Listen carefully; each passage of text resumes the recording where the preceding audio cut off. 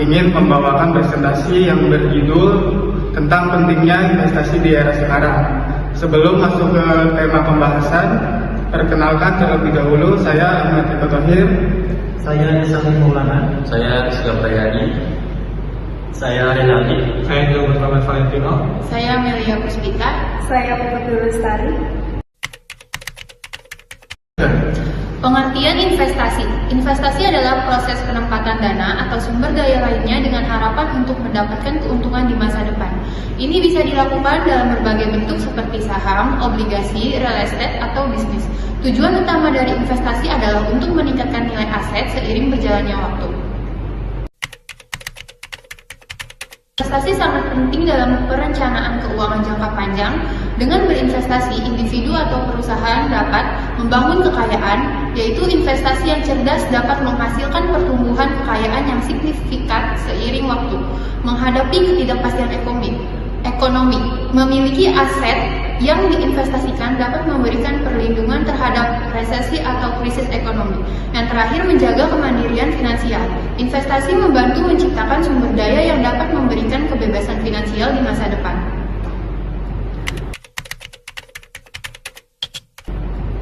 Apakah investasi itu perlu?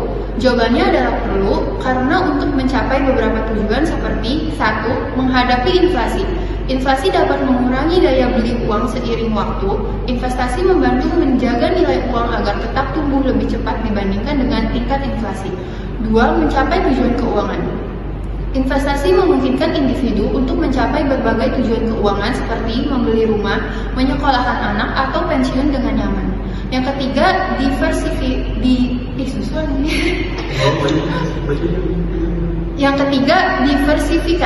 Dengan berinvestasi di berbagai instrumen, risiko dapat diminimalkan. Diversifikasi membantu melindungi portofolio dari fluktuasi pasar. Yang keempat, pendapatan pasif. Beberapa jenis investasi seperti properti sewa atau dividen dari saham dapat memberikan aliran pendapatan yang pasif. Selanjutnya, pertimbangan sebelum melakukan investasi. Perencanaan dan pengelolaan keuangan adalah dua hal yang sangat penting dalam mengatur keuangan pribadi maupun organisasi agar dapat mencapai tujuan keuangan dengan efektif dan efisien. Ini sangat penting sebelum kita melakukan investasi, sebaiknya memperhatikan kedua hal ini terlebih dahulu. 1. Perencanaan keuangan. Proses merencanakan bagaimana cara mengelola uang dan aset yang dimiliki agar bisa mencapai tujuan keuangan tertentu di masa depan. Tujuan keuangan ini bisa beragam, seperti membeli rumah, membayar pendidikan, mempersiapkan pensiunan, atau bahkan tujuan jangka pendek seperti liburan. Langkah-langkah perencanaan keuangan. 1. Menetapkan tujuan keuangan. Apa yang ingin dicapai, misalnya menabung untuk membeli rumah dalam 5 tahun atau menyiapkan dana pensiun. Kedua, menilai kondisi keuangan saat ini. Berapa pendapatan, pengeluaran, utang, dan tabungan yang dimiliki sekarang. Ketiga, membuat anggaran. Menyusun rencana pengeluaran dan pemasukan untuk memastikan ada uang yang bisa ditabung atau diinvestasikan setiap bulan. Ketiga, memilih strategi investasi. Menentukan instrumen investasi yang sesuai dengan tujuan dan profil risiko seperti tabungan, saham, dan properti. Keempat, mengatur proteksi, misalnya dengan membeli asuransi untuk mengurangi risiko finansial yang tidak terduga. Yang terakhir, memantau dan meninjau ulang secara berkala, mengevaluasi apakah perencanaan keuangan berjalan sesuai rencana atau perlu ada penyesuaian. Selanjutnya, pengelolaan keuangan. Pengelolaan keuangan adalah proses untuk mengatur dan mengendalikan sumber daya keuangan yang dimiliki, baik untuk individu, keluarga, atau organisasi agar dapat memenuhi kebutuhan hidup sehari-hari serta mencapai tujuan keuangan jangka panjang. Kemudian, pertimbangan sebelum melakukan investasi. Pengelolaan keuangan mencakup aktivitas seperti pertama, menyusun anggaran atau budgeting, yaitu menentukan berapa banyak uang yang akan dikeluarkan dan disisihkan untuk tabungan atau investasi setiap bulan. Kemudian mencatat pengeluaran dan pemasukan, yaitu memantau dengan teliti pengeluaran dan pendapatan agar tidak melebihi anggaran. Kemudian mengelola keuangan, Maksudnya menjaga agar utang tidak menumpuk dan mampu membayar utang dengan baik. Ini termasuk menghindari utang konsumtif yang bisa membebani keuangan. Kemudian menabung dan investasi, yaitu memastikan ada dana cadangan dan melakukan investasi untuk masa depan, seperti membeli saham, obligasi, ataupun properti. Kemudian pengelolaan risiko, yaitu menjaga agar keuangan tetap aman dengan asuransi atau strategi lain untuk mengurangi potensi kerugian besar seperti asuransi kesehatan, jiwa, ataupun properti. Kemudian kapan investasi dilakukan? Investasi bisa dilakukan kapan saja, tapi ada beberapa pertimbangan. Yang pertama, usia dan tahap kehidupan. Orang yang lebih muda mungkin memiliki waktu yang lebih banyak untuk mengambil resiko dan berinvestasi dalam instrumen yang lebih agresif. Sementara mereka yang mendekati usia pensiun mungkin lebih memilih investasi yang lebih konservatif atau aman. Kedua, kesiapan finansial. Sebelum berinvestasi penting untuk melakukan dana darurat dan memahami situasi keuangan secara keseluruhan. Kemudian ketiga, pendidikan dan pengetahuan. Memiliki pemahaman yang baik tentang berbagai instrumen investasi dapat membantu membuat keputusan yang lebih baik.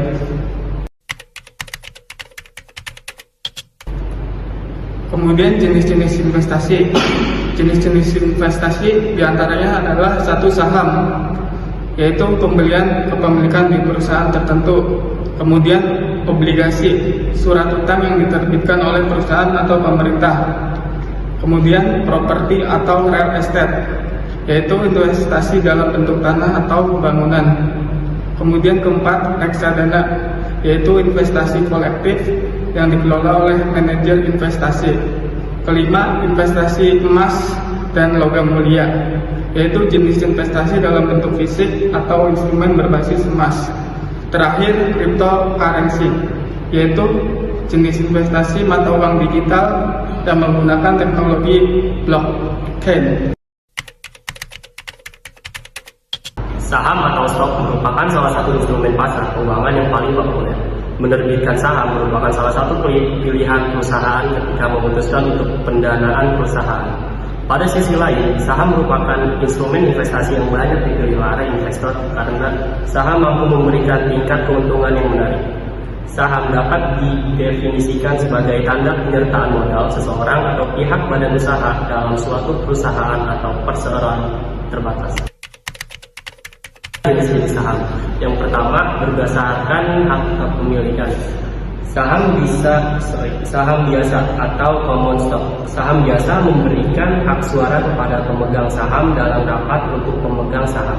Contohnya adalah saham biasa dari Bank BCA atau BBCA atau Telkom Indonesia atau TLKM. Ya, selanjutnya saham preferen atau preferred stock.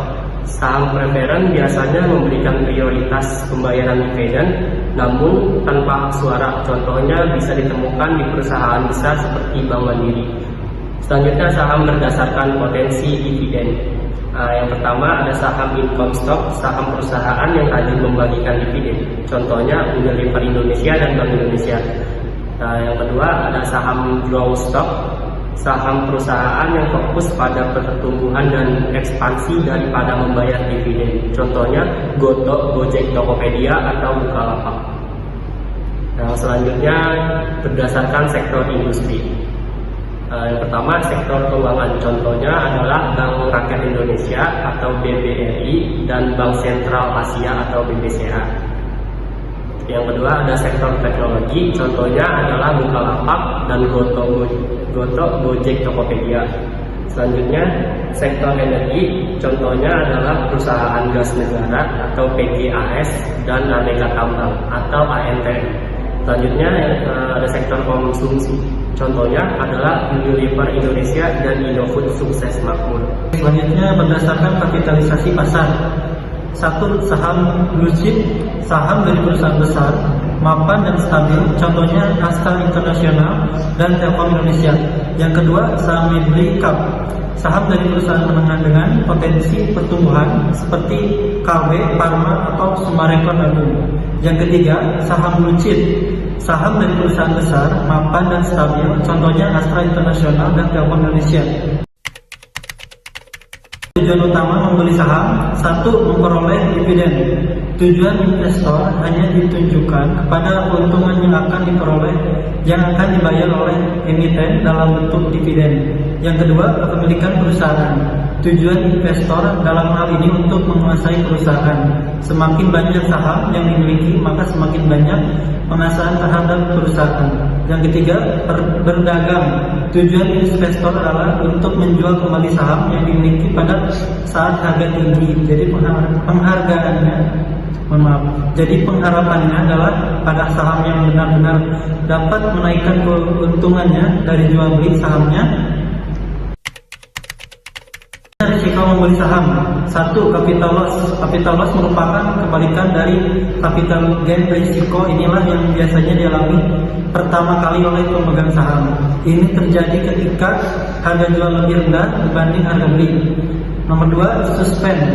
Maksud dari risiko ini adalah saham terkena suspend atau diberhentikan perdagangannya oleh bursa efek. Dengan begitu, para investor tidak dapat melakukan aktivitas saham apapun atau tidak bisa menjual sahamnya hingga suspendnya dicabut dalam jangka waktu yang telah ditentukan. Poin ketiga, likuidasi. Risiko investasi saham ini terjadi apabila sebuah perusahaan yang sahamnya dimiliki oleh investor saham tersebut dinyatakan bangkrut oleh pengadilan atau dibubarkan. Selanjutnya, analisis harga saham. Ada dua macam analisis untuk menentukan saham, yaitu 1. Analisis teknikal atau technical analisis. Analisis teknikal atau analisis grafis adalah sebuah pendekatan yang sifatnya mengamati atau menganalisis dengan mengacu pada chart atau grafik dan segala alat bantu atau indikator teknikal yang bertujuan memprediksi harga di masa yang akan datang.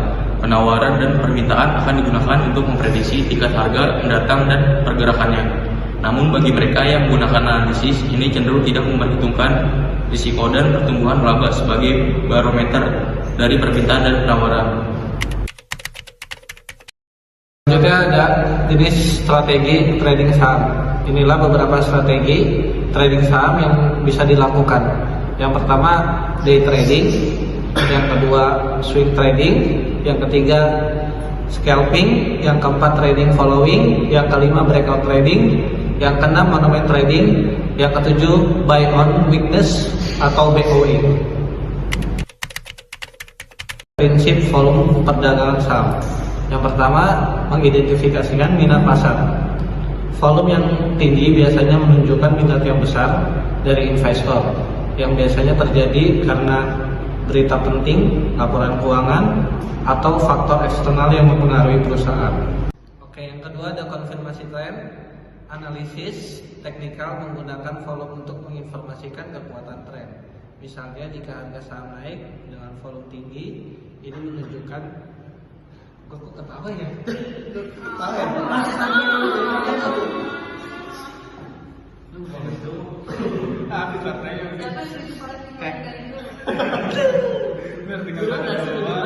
Ayo, setengah 8 ah, cepetan ah. Emang minggu doang. Oke, yang kedua ada konfirmasi tren. Analisis teknikal menggunakan volume untuk menginformasikan kekuatan tren. Misalnya jika harga saham naik dengan volume tinggi, ini menunjukkan tren bullish yang kuat. Sebaliknya, kenaikan harga dengan volume rendah bisa dianggap lemah atau rentan koreksi. Yang ketiga, membantu mendeteksi pembalikan harga. Volume yang tiba-tiba meningkat di saat harga mendekati level support atau resistance tertentu bisa menjadi tanda pembalikan arah. Yang keempat ada volume dan likuiditas. Saham dengan volume tinggi cenderung lebih liquid, dengan yang berarti lebih mudah dibeli dan dijual tanpa mempengaruhi harga secara signifikan.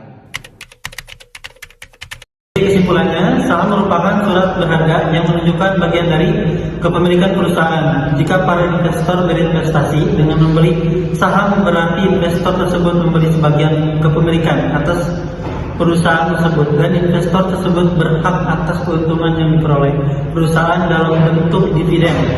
Posisi permintaan dan penawaran atas saham yang ada di pasar modal Indonesia membuat saham memiliki harga untuk diperjualbelikan.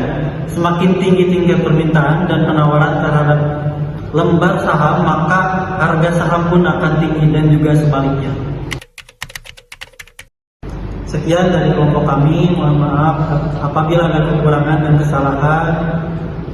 Assalamualaikum warahmatullahi wabarakatuh.